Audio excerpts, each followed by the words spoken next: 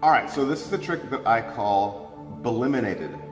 Okay, if you've been in card magic for any amount of time, you've probably picked up Max Maven's packet trick, the Wave, Phil Goldstein.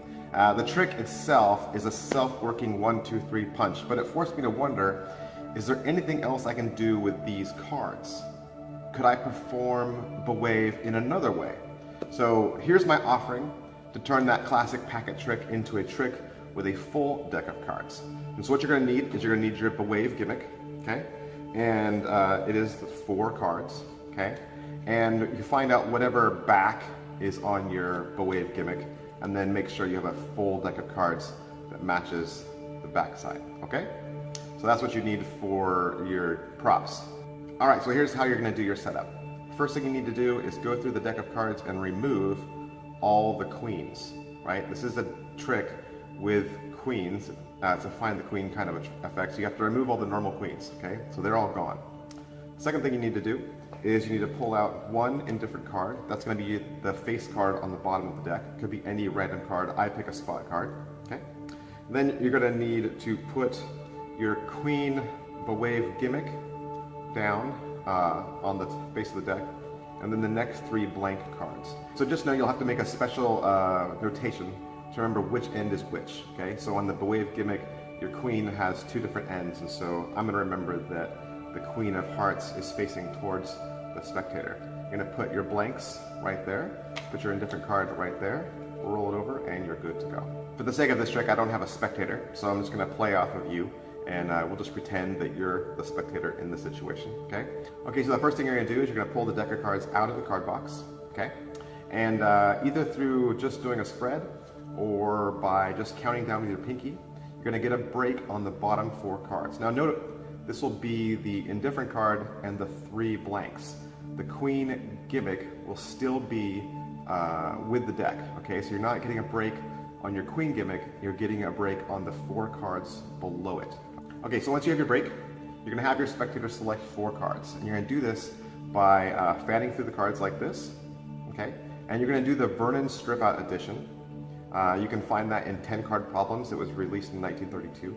And then you're also going to accompany that by the Dingle's No Lap Switch. And you can find that in the complete works of Derek Dingle from 1982. If you're familiar with the works of Jay Seki, he teaches both of these 2 moves back to back on practically every single one of his card magic DVDs. And so as you spread through these cards, just be careful that you're not going to go too far and reveal the last card, because that is a red back. Okay, so you're going to have your spectator select 4 random cards. And as you spread, they're going to select, and as they select, you just out jog, okay? You can out jog them, you can tip them off to the side, however you want to do it. So just as a reality check right now, you have the 4 random cards the spectator selected popping out of the deck, and then you have a break on your bottom 4 cards that includes 3 blanks and the 1 indifferent, okay? At this point, you're going to reach forward and strip out all 4 of the indifferent cards, maintaining your break. You're going to come back. You're going to re-square, adding or loading the 4 selected cards to the bottom, and you're going to come back out like this with the 4 cards that you've prepared, okay? And the reality check right now is the gimmicked queen is about 5 cards from the bottom. The second reality check is your cards should be from left, right, blank, blank, blank, indifferent card. So here's how I go through with my pattern. I say, wow, hey, do you know what you just did? You found all 4 queens. They don't believe you.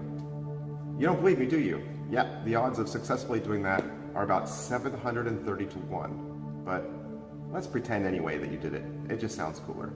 Okay, so we're going to pretend that all 4 of these cards are the queens, and we're going to play a little game. I'm going to remove one of the queens and place it back in the deck, and you are going to magically deduce which one I put back. At this point, I pick up the indifferent card, leaving the 3 cards that are blanks. I stick it into the center of the deck, and I give the deck a quick cut to lose it in the deck. This also places the queen gimmick somewhere in the middle of this deck, just as a reality check. Then I say, all right, so we have 3 cards left, and if we originally had 4 queens, we'd have 1 from every suit, right? 2 reds and 2 blacks. So without thinking and just going off instinct, name a color, red or black. So here's where your equivocate comes in. The spectator chooses black, and you say, all right, let's eliminate the black cards. Wave your hands over the 3 tabled cards, snap, and you say, well, there were 2.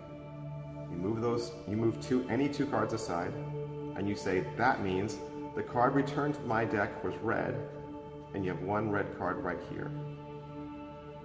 Let's say the spectator chooses red. You say, yes, the card I removed was a red card. I think your senses are turning in. So let's eliminate the 2 black cards. And you're right back where you started. So let's continue. You say, for the next part, I want you to deduce the identity of the face down card in front of you. Do me a favor. Hold your hand over the tabled card, concentrate, and you tell me, is it the diamond or the heart? Your spectator's going to think for a moment, and then they're going to reveal their answer. Whatever suit they name, you say, you're right. Let's eliminate that right now. And you move this card over like that. All right, so here's your big kicker.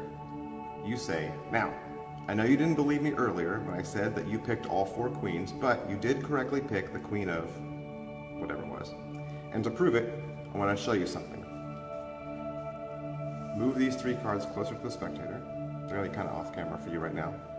Take the remainder of the deck. Remember your orientation. So if they said Queen of Hearts, then you're going to fan the heart toward them. If they said Queen of Diamonds, you're going to fan the diamond towards them. Okay? And then you're going to take the deck and you're going to fan it like that. And you're going to say, you will notice that out of the entire deck, you found 1 queen and all the others have vanished, leaving your 1 selection, the queen of whatever it was.